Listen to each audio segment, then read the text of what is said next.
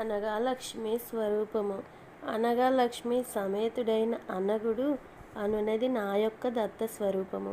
అనగా లక్ష్మి మహాసరస్వతి, మహాలక్ష్మి, మహాకాళి రూపముల సమన్వయమున ఈ మూడింటి కంటే భిన్నముగా మరి యొక్క దివ్య మాతృస్వరూపముగా ఆవిర్భవించుచున్నది.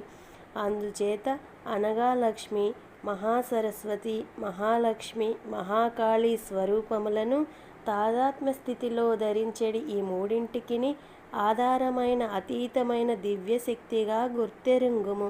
నా యొక్క అనగా స్వరూపము బ్రహ్మ, విష్ణు, రుద్రులను తన తాదాత్మ్య స్థితిలో ధరించి ఈ మూడింటికి ఆధారముగను అతీతముగను ఉండి త్రిశక్తి స్వరూపిణి అయిన అనగా అను వామభాగమున ధరించియున్న శాక్తరూపముగా తెలుసుకొనుము.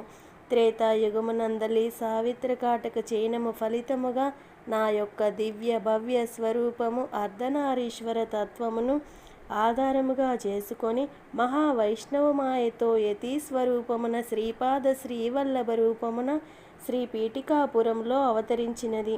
నీవు చూసేడి ఈ స్వరూపము తన యొక్క అసలైన స్థితిలో మహాలక్ష్మి మహావిష్ణు స్వరూపమని గుర్తెరుగుము.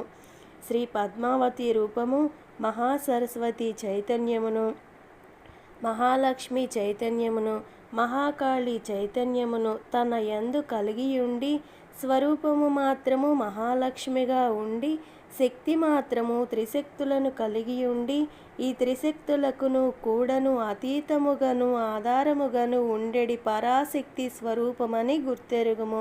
శ్రీ వెంకటేశ్వర రూపము బృహదాకారమును ధరించెడి బ్రహ్మను, విరాట్ స్వరూపమున ఉండెడి మహావిష్ణువును, ప్రళయకాల రుద్ర సన్నిభమైన మహాకాలుని తన దివ్య చైతన్యమునందు లీలగా ధరించి వాటికి ఆధారముగను అతీతముగను ఉండెడి పరబ్రహ్మ స్వరూపమని గుర్తెరుగును. శ్రీపాద శ్రీవల్లభుడనడి మహావైష్ణవ మాయారూపమున శ్రీ పద్మావతి వెంకటేశ్వరులు అర్ధనారీశ్వర రూపమున ఉన్నారని తెలుసుకొనుము. అప్పుడు నేను ఇట్లాంటిని, గురు సార్వభౌమ మీకు జయము జయము.